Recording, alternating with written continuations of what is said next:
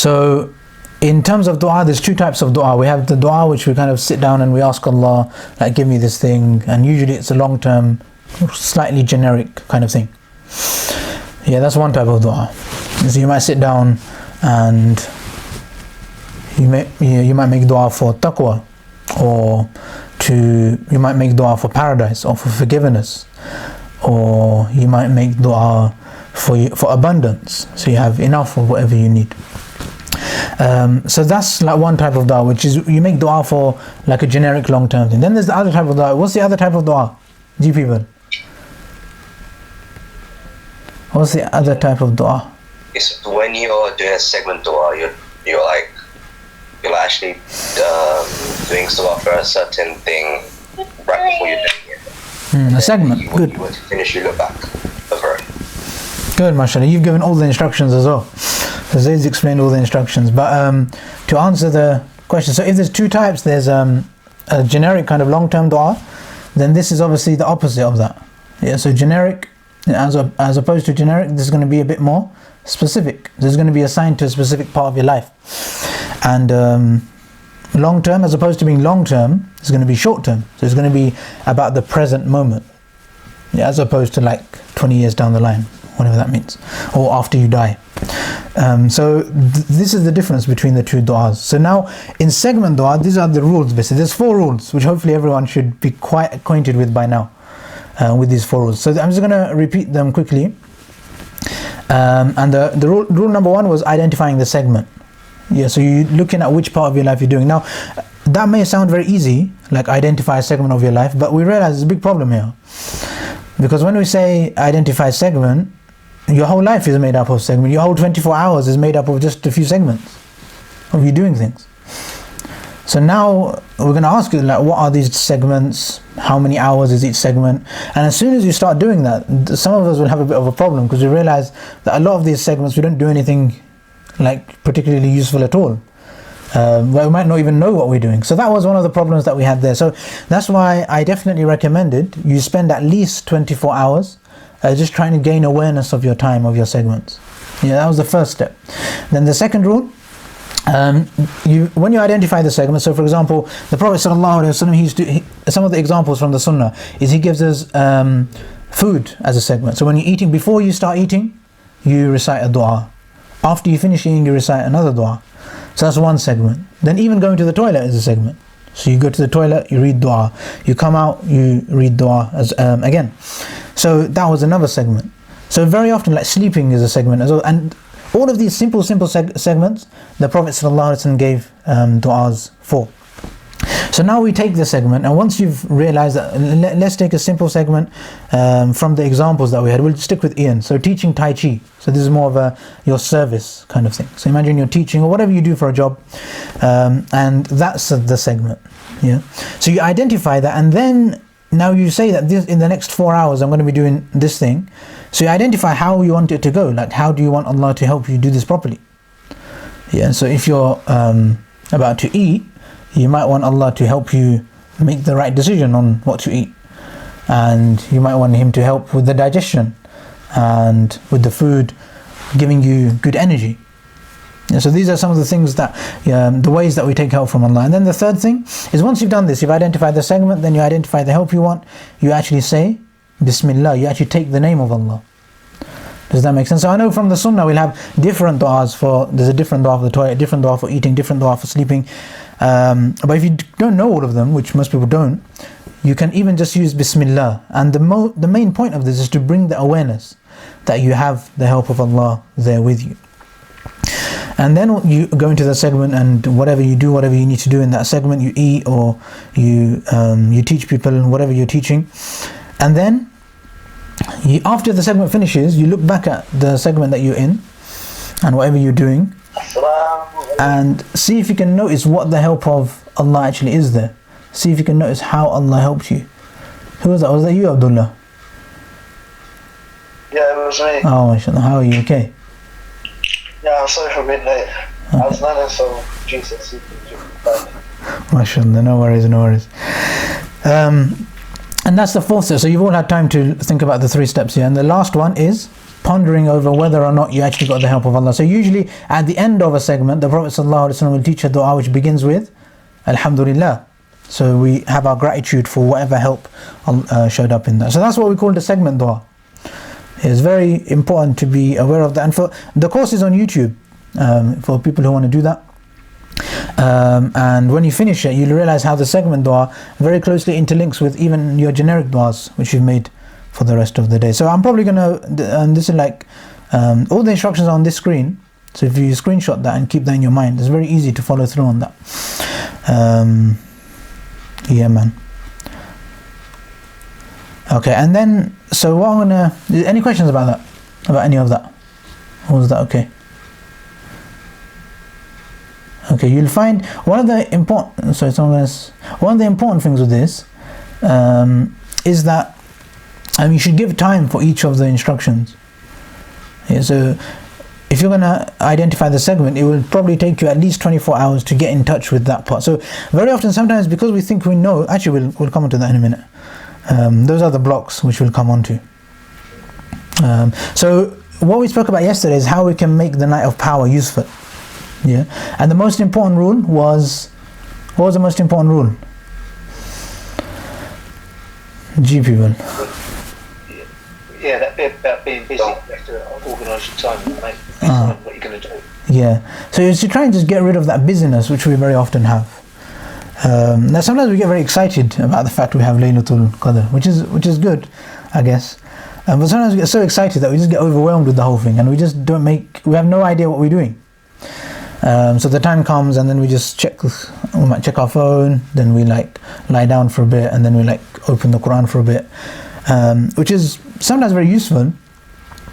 Or sometimes it can give the feeling of just being busy and just trying to get through the night and just trying to do something. So what we did yesterday is we actually tried to get clarity, and the reason this follows on from segment dua is because if you are able to identify segments beforehand and actually make dua for them beforehand and decide that this is the amount of time you're going to spend doing something, then it gives you so much more clarity. So even when the time comes to do it, you actually know what you're meant to be doing. You're not guessing half the time. And sometimes we do like kind of not changing and keeping spontaneity. I think this came up a lot yesterday, that just being spontaneous and just going with the flow. And it doesn't really help very much, because then we end up not doing what we wanted to in the first place. Does that make sense to everyone? So being busy actually causes a lot of problems. Now, for those of you, if we go back to our very first lesson in Ramadan, we spoke about getting taqwa, obviously, but we said there's two main things which stop us from getting it. Especially those of us that are born Muslims. And one of the first things was knowing. So going from the phrase that knowing is the enemy of learning. And so very often what we'll find is, because we think we're so knowledgeable about our taqwa, or what taqwa is, or like how much taqwa we even have, we'll kind of stop learning about it. We'll stop trying to develop it. We'll stop trying to get better at it, or to nurture it and make it stronger. So that's one block which came up then. And if you look back just at Laylatul Qadr, one of the biggest blocks is caused by busyness, because busyness only comes about from a sense of knowing. So when you think you know what you're meant to be doing, and you don't need to plan it, you don't need to think about it in a detailed way, that's what gives you permission to just allow yourself to be just completely spontaneous and do whatever you feel like. So that's why it's important. So when you can get rid of this feeling of knowing, and how do we get rid of being in a state of knowing? How do we transform from knowing to learning?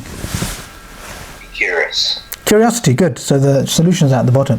So curiosity is a very, very... So how do we cultivate curiosity?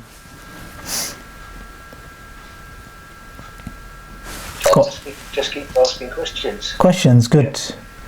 So curiosity is cultivated by questions. So we spent a lot of time making sure that we're actually asking the right questions.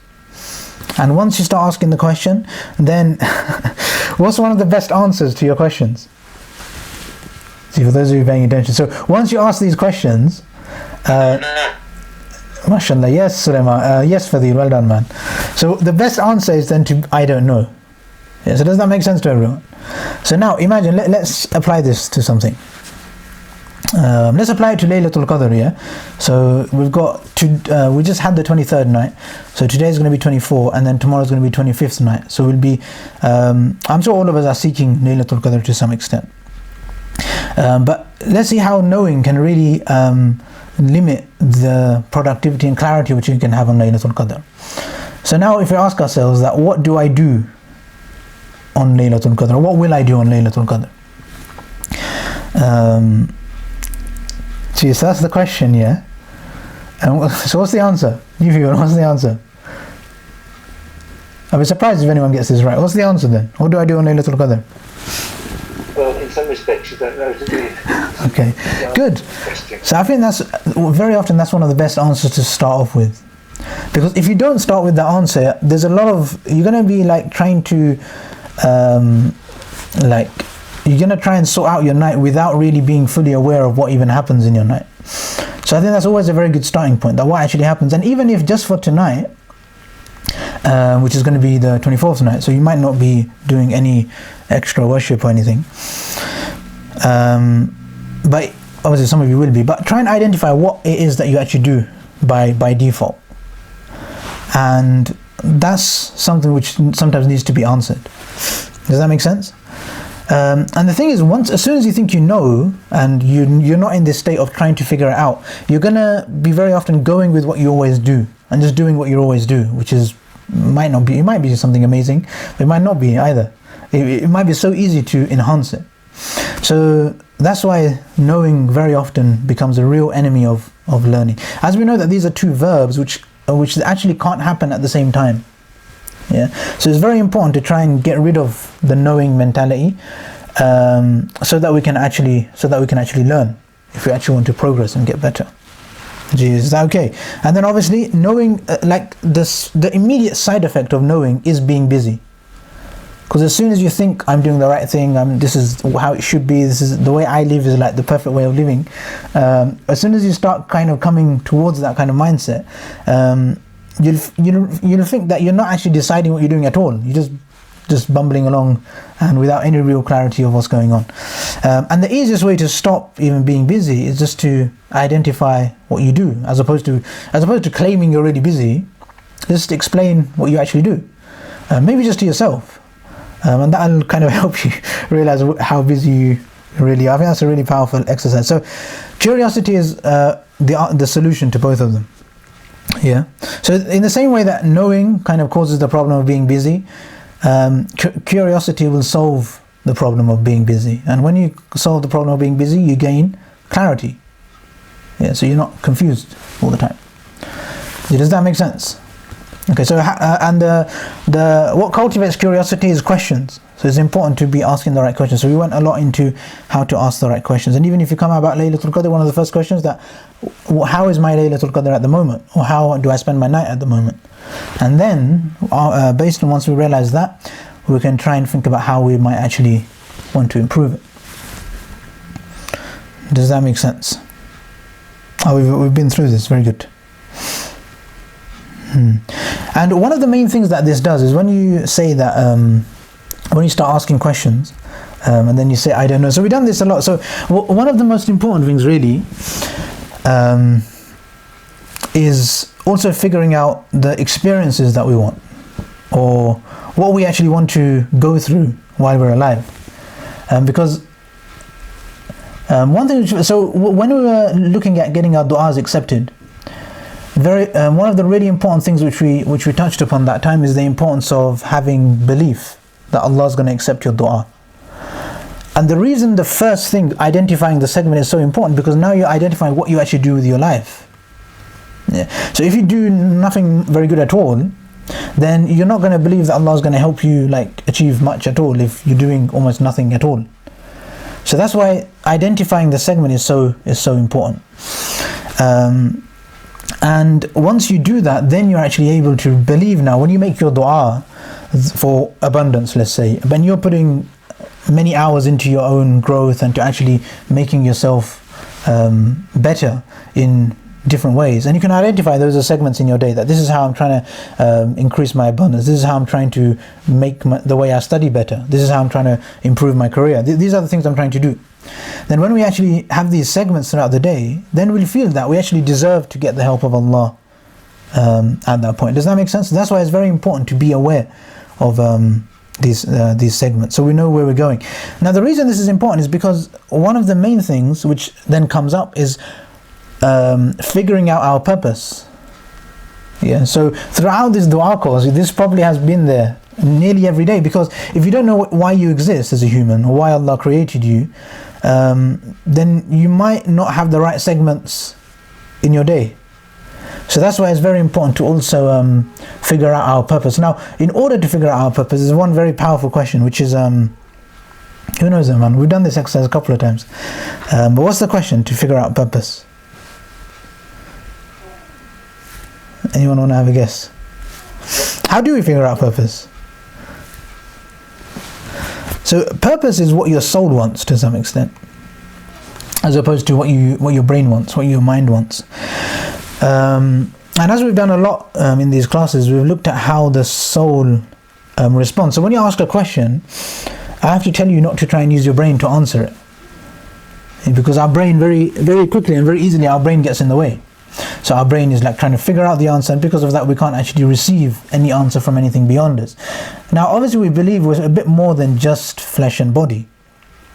Yeah, we're not just bones. Like there's a lot more to us. Like we actually have souls, and sometimes like we're very out of touch with it because we live in a very physical world. So in the physical world we don't use the soul very much. We're not even taught that it exists. So in our heads basically. So like we think everything happens using your brain.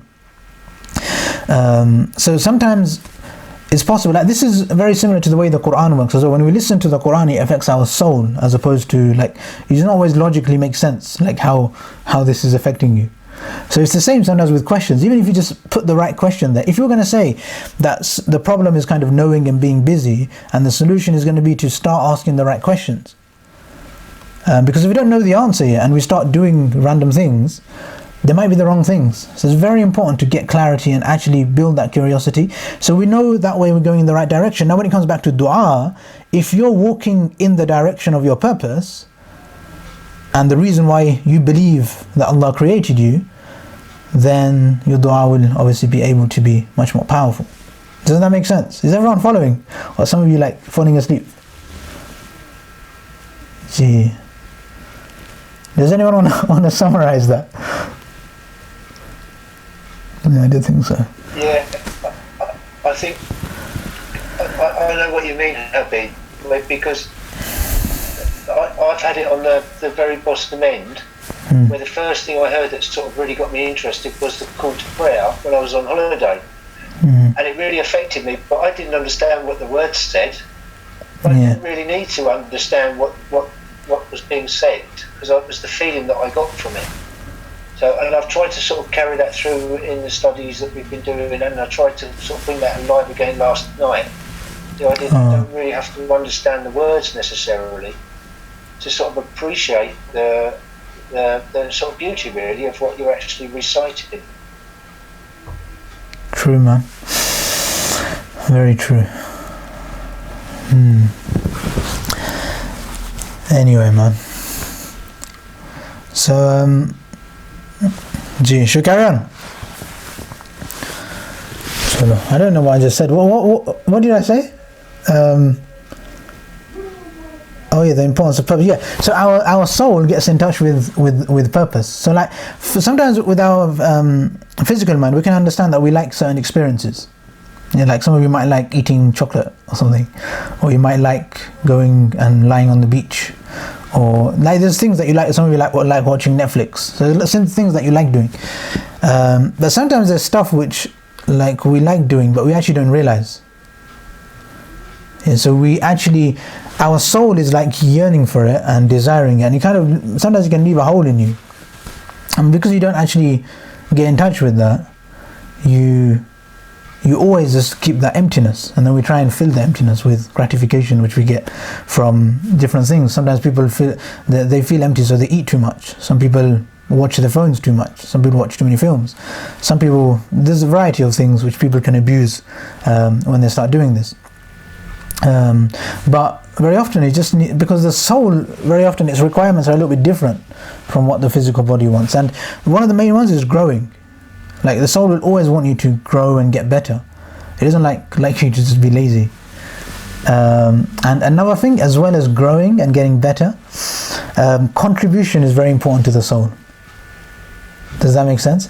It's so important. Like your soul has to feel the need to contribute. So your soul wants to contribute and get better. Now, if you're not doing these things, if you're like watching Netflix all day and you're not really making the world much better, you're kind of just angry and a bit depressed all the time. I'm not saying you guys are, but if somebody is, then your soul is going to really feel that, and then it's going to go in the opposite of the positive spiral. We had the positive spiral yesterday, isn't it? We carry on going that way. This time it would go inwards, and we just end up with an even bigger and deeper hole. So it's very, very important, man. So therefore, the most powerful question to ask the soul is, what do I want? Gee, is that okay with everyone? So this is a really powerful question. Ask yourself, and don't try and answer with your mind. And remember, let's go through this process. What do I want? I don't know. You probably don't know. You probably never thought about this before. So it wouldn't even be very surprising for you not to know. And if you're just happy to accept that as an answer, that I don't know, then you can try figuring it out a little bit, isn't it? Like, what do I want? Or what do I actually want to achieve? And then now it comes to like what nature actually gave us. There's a very powerful hadith of the Prophet ﷺ where he mentions that كُلُّ مَوْلُودٍ يُولَدُ عَلَى الْفِطْرَةِ, that every baby is born the way it's meant to be, on nature. Yeah, and then the Prophet ﷺ says it's his parents who mess him up. It's the world around him which messes up the baby. So baby, naturally, we see that they're so into their growth. Like if babies weren't interested in growing, they would never learn to speak or walk, or they wouldn't learn to do anything. They wouldn't learn to hold anything. They wouldn't learn to eat. They wouldn't learn to climb up the stairs. They wouldn't learn to ride a bike. Like if they were like us, like just stagnant, they wouldn't learn to how to get through life. The fitrah, the actual, the nature, the way the Prophet ﷺ describes babies as, is like in a state of perpetual growth, always wanting to learn, always wanting to become better. So that's something which, when we start asking this question, what do I want? We might notice that our soul is really into this kind of getting better a lot. That's one thing. Another contribution, like it's possible to kind of satisfy yourself with like gratification, like with things of luxury, with things of the world, but very often the soul won't be able to get that satisfaction. The soul also relies on contribution, so giving back to the world. So basically, before you die, you make sure that you've left the world in a better place. You've actually given something back, and we feel amazing when we do this. Actually, I gave a really good example. I stole the example from someone else, but what was a good example to understand how our souls are so in love with contributing? It's a paradox. It's something which doesn't make sense to the logical mind. Gee, come on people, we've done this a couple of days ago. Parenting, so becoming a father or a mother, and you give birth to a child, or obviously the father doesn't, but so you have a child. Now so the mother will have to go through 9 months of labor and all of that effort, and then the child will be born, and they have to look after the child, and there'll be a baby, and then they'll grow up and they're sent to school, and you'll mess around and you'll do all these annoying things to the parents. But the parents always, and if you think about it logically, the parents are never going to get back more than they've put in to a child. The child is not going to give that back to them. But parents are still able to go through all of that. And why? So how come people go through this?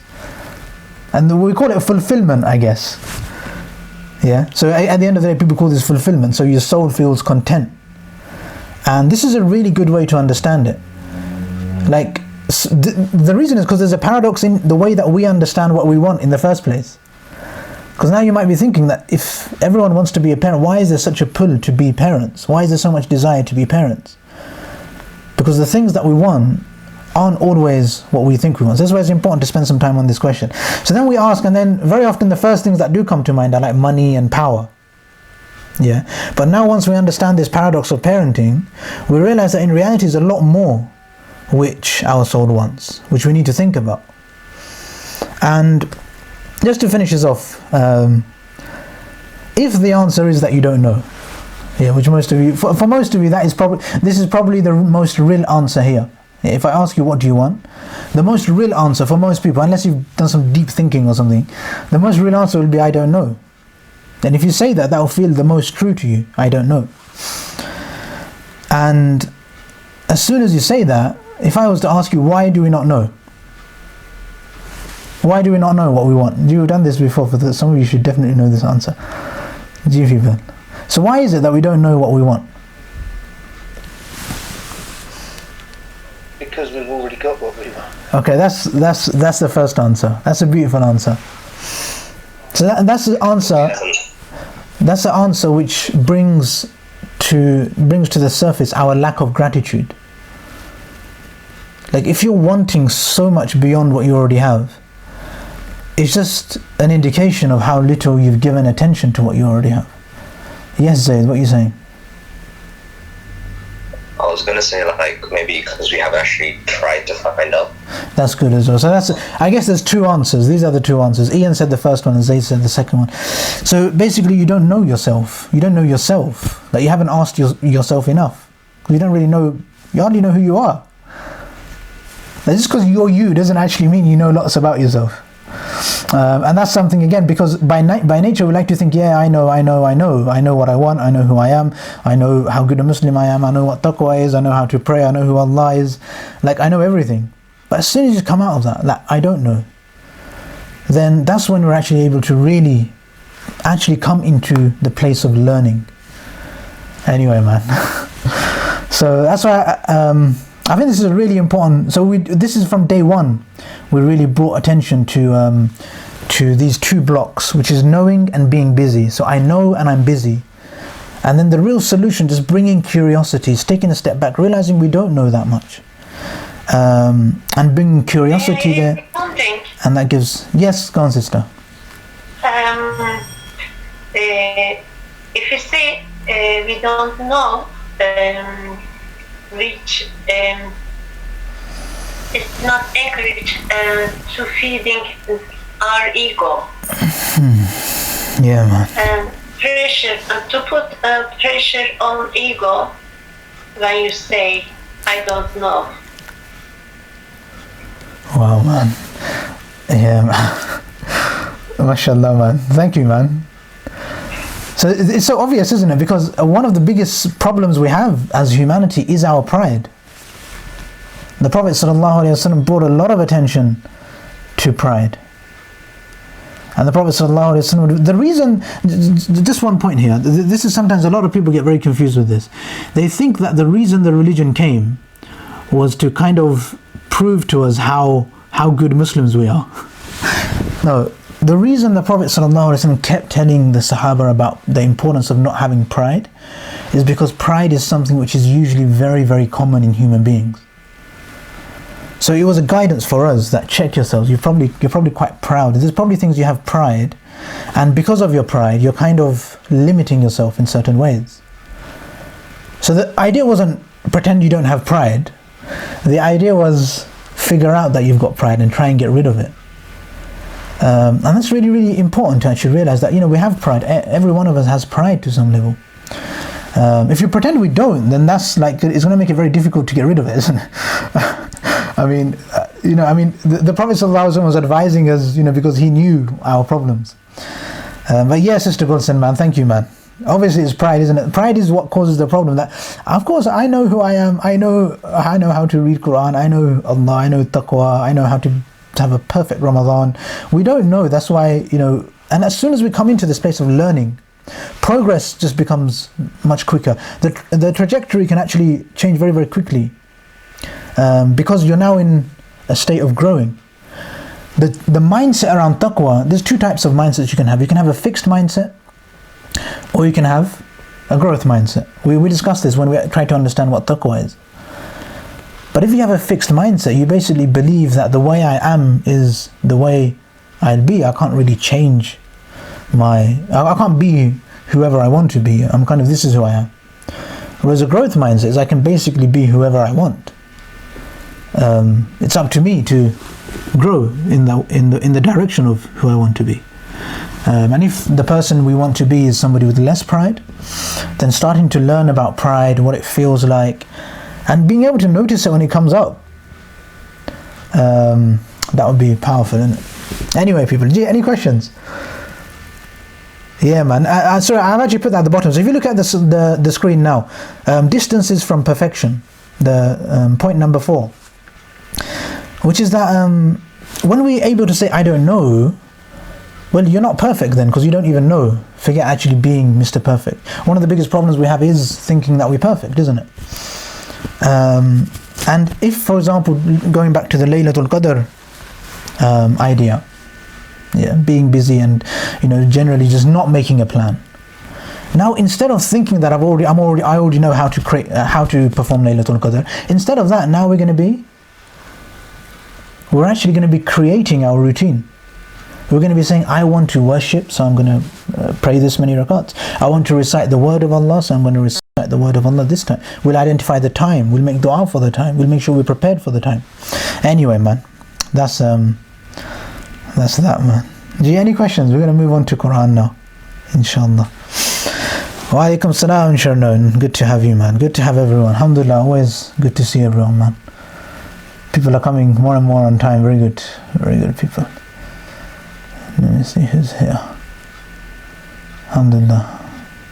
Murad's here. Assalamu alaikum, Murad. Assalamu alaikum, Sheikh Ismail Van Dashkaif is here. Assalamu alaikum. Very good to have you all, man. Hamdan. MashaAllah. Faizan, are you there as well, mashallah? So to move on to the Quran bit. So as usual, we'll make sure that we're in control of our breath. You even just me saying this should get you all. You should all be ready by now, innit? Everyone knows what to do at this point, isn't it? So just noticing where your breath is, bringing that awareness to your body, and noticing which parts of your body are used for breathing. So there's a new question today. So remember the first answer is I don't know, yeah? So if you think you already know, maybe you don't. So the question, I'm just going to ask you the question again, just listen to the question.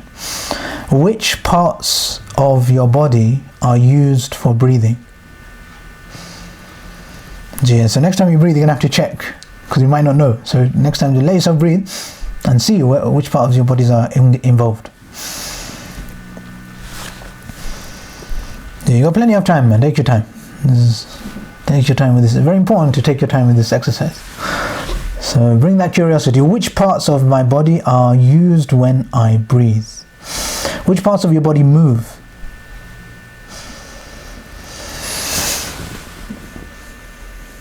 Good. So again, when you're breathing out as well, just try and notice where your breath comes and where your breath goes out.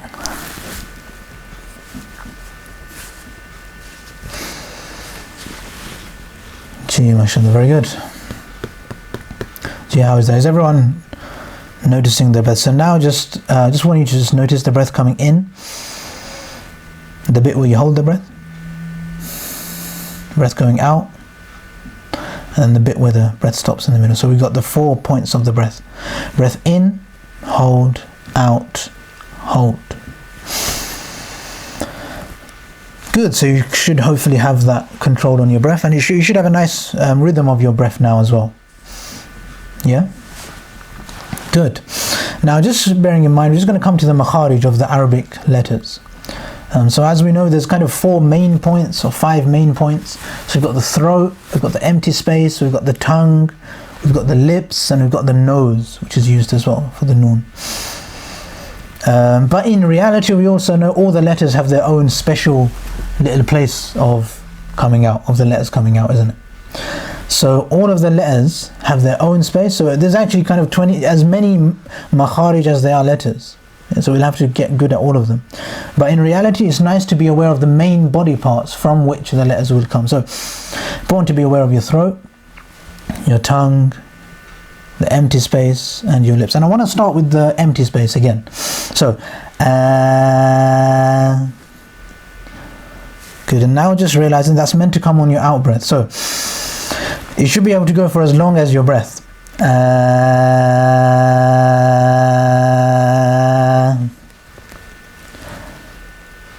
Good. And some of you will have like, it might be a bit shaky when you're doing this.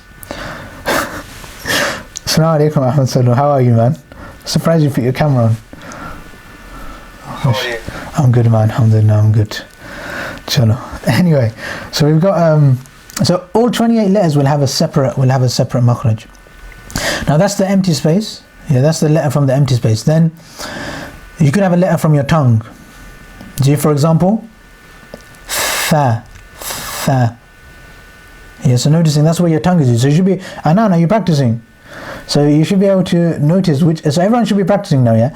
So noticing where the tongue hits for the tha. Notice what happens to your tongue. And try and make the sound with your breath. So realize that your breath is going to be hitting that part. So tha. Very good. So that's a tongue letter. And the hardest letter, which most people find, is kind of the ha and the ayn, which come from the throat. So again, just noticing the ha coming from the throat. And remember to keep your attention on your breath as well. Gee, can everyone see the screen? So we'll start with the dua for reciting the Quran. And again, notice the letters as you go through. So, A'udhu billahi. Good. Minash shaytanir rajim.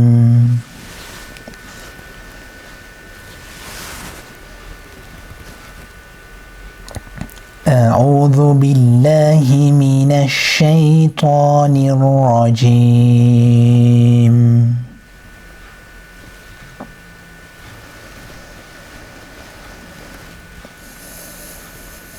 Good. Is everyone okay with that? So realizing this is the dua for clearing darkness. So just like we have a dua for light, which we're going to do in a minute, we also do have a dua for getting rid of distraction. So this, A'udhu billahi, we seek protection in Allah from shaitan, who is cursed. So now we can believe that Allah has protected us from the devil and the darkness which he brings, the distractions which he brings. So we're able to bring our attention here now. And then we take the name of Allah. Bismillah.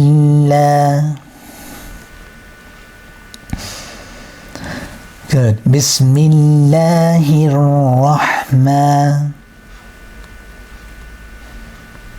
A lot of us do the ra, trying to allow the tongue to roll. Ra. So, Hir Rahman. Nir Rahim.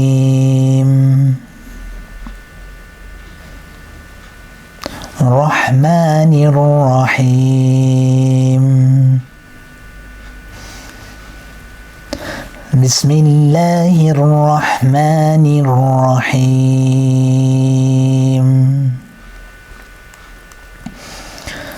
What shall we do today? I think AJ asked for Surah Ikhlas, so I was planning to do Surah Ikhlas, inshallah. What does everyone think? We'll put it up to what we can do, Surah Fatiha or Surah Ikhlas. It's up to you guys. So you can put your opinion in the chat, and or whatever you think we should do. I'm not sure if AJ still wants to do Surah Ikhlas. AJ, are you there? Yes, please. Okay, let's do Surah Ikhlas then. Okay, inshallah, because we're Ian wants Ayatul Kursi again. I wanted to leave Ayatul Kursi for a bit. Just let everyone kind of what's the word, man? Integrate it for a bit, and give everyone just a bit of time to practice it. Because obviously there's a lot of growth to be had, but also there's also like there's an idea of that 100%, which quality wise or perfection, whatever that is. But also if you think that you're kind of there, and always, like, it's always good to be working towards it, to be working towards improvement, to working towards getting better. And for those who, and the practice that we've put in over the past 3 days, 4 days, and I know most of you have been here for those days, so that practice will mean that now you can read it like on another level, basically. So hopefully just allow that, like, be happy with that level. Yeah, be happy with the level you can read it and say, Alhamdulillah, I've got so much better, and appreciate the growth which you've managed to have for that. And does that make sense? I would generally, so for those of you that have been here for all these days, we practice Ayatul Kursi, now the way you can read Ayatul Kursi will be so much better than before. So be proud of that, and try and read it in your prayer if you can. When you recite Maghrib, try and read Ayatul Kursi, especially. So I just want to give a few days for everyone to really try and internalize that, and then you notice that you'll understand it on a deeper level as well. Ji. Bismillahir Rahmanir Rahim. Good. So we're going to go into Surah Ikhlas here. So Qul good.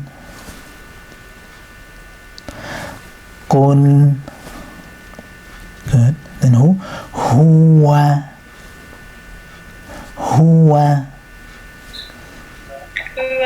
good. Remember to breathe. Qul Huwa. Good. So now here on this waw here, the waw is going to join onto the lam. The lam's got a shadda, so we're going to hold the lam. So we're going to go wa, because the fatha is going to widen the lips a little bit. So wallah. The lam is round, so law, wallah. Good. Don't worry too much about being so perfect on this. Try and notice for now, especially while we're noticing what's going on. So wallah.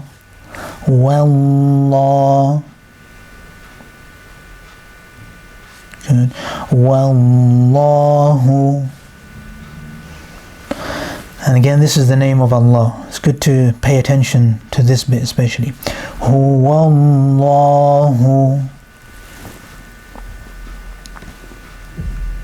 Good. Ahad.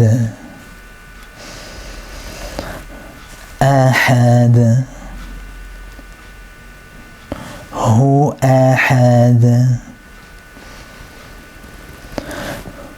Huwallahu ahad.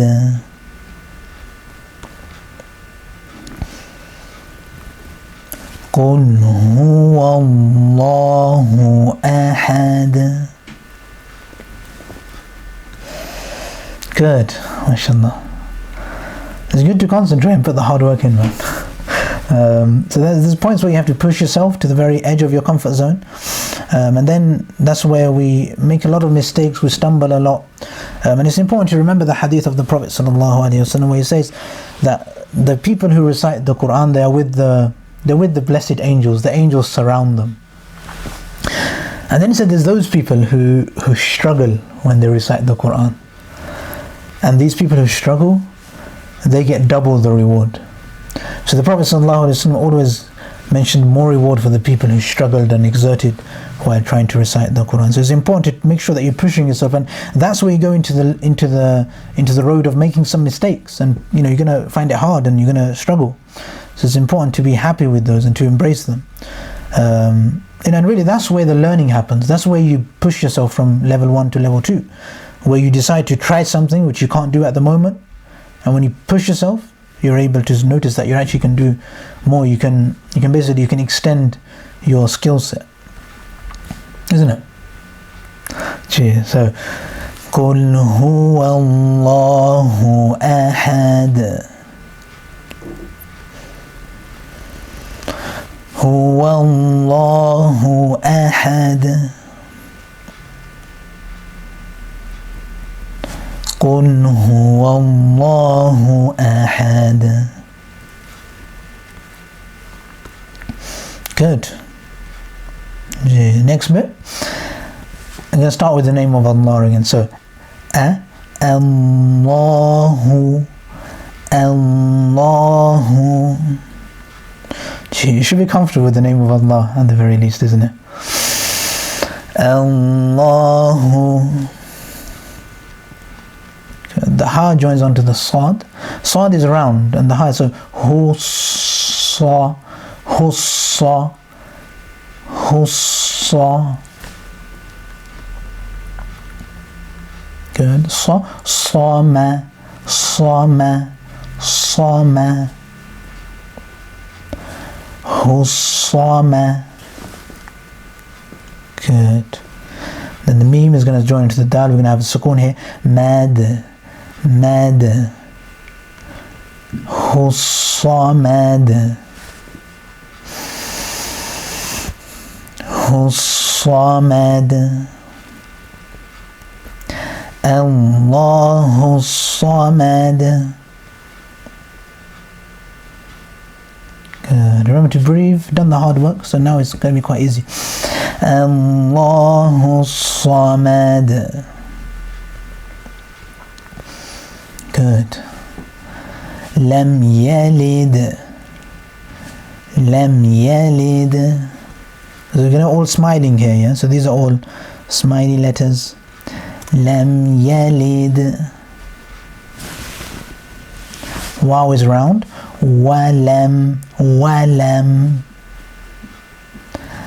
Lam yalid walam. And on the end, yulad, yulad. So start smiley, ya, yulad. Walam yulad.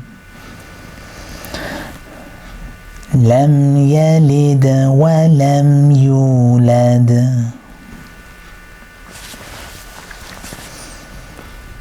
Good. Now remember to breathe. Lam yalid walam yulad. Walam yakul.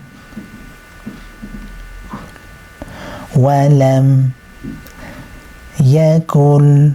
Yakul. Kulla.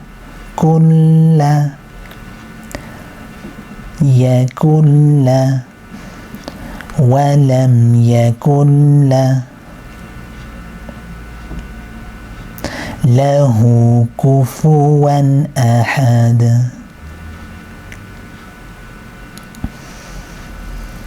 كفوا أحد له كفوا أحد ولم يكن له كفوا أحد. Good. Remember to breathe.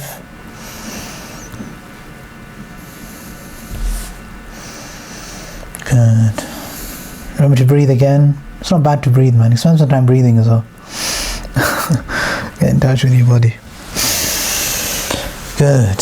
So once you breathe properly, and we'll do that last verse again. I'm going to read it, so take your time, make sure you're aware of your breath. I'm just going to, plenty of time to breathe. وَلَمْ يَكُنْ لَهُ كُفُوًا أَحَدٌ.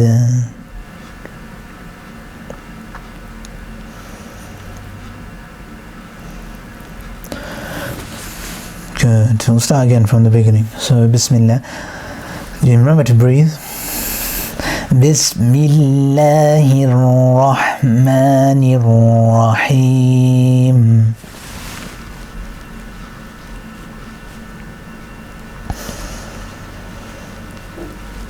Good. قل هو الله أحد الله الصمد لم يلد ولم يولد ولم يكن له كفوا أحد.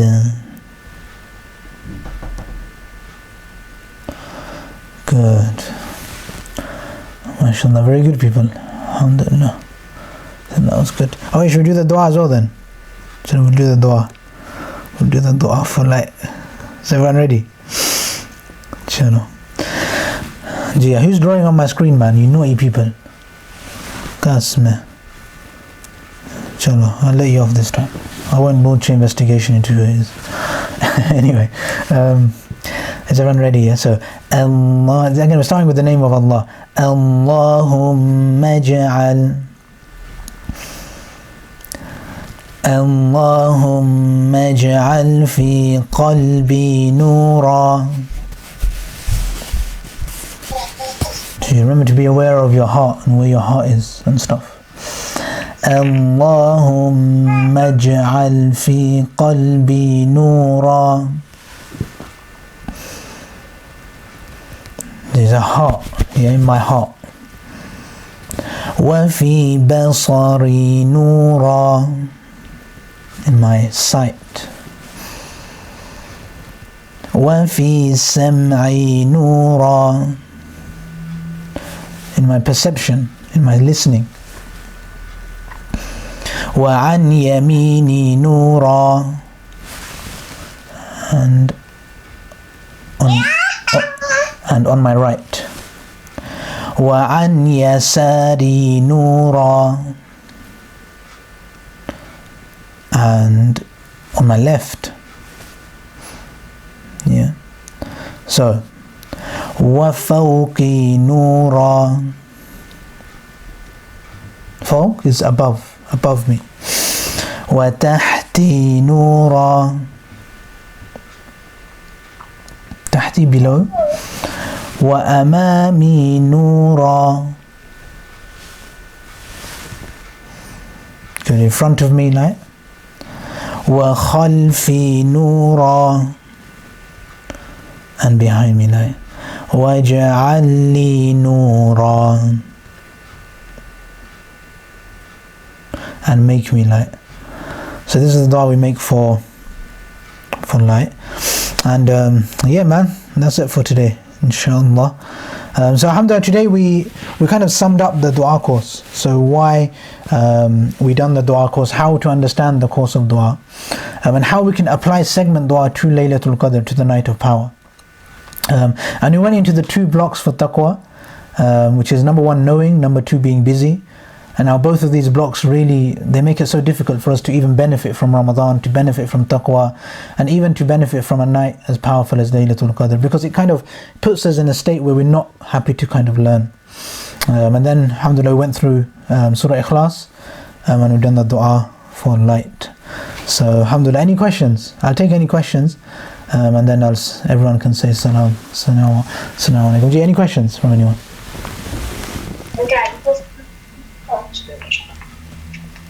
people. Yes, Inshallah. Okay, then assalamu alaikum everyone, man. Assalamu alaikum. Wa alaikum salam.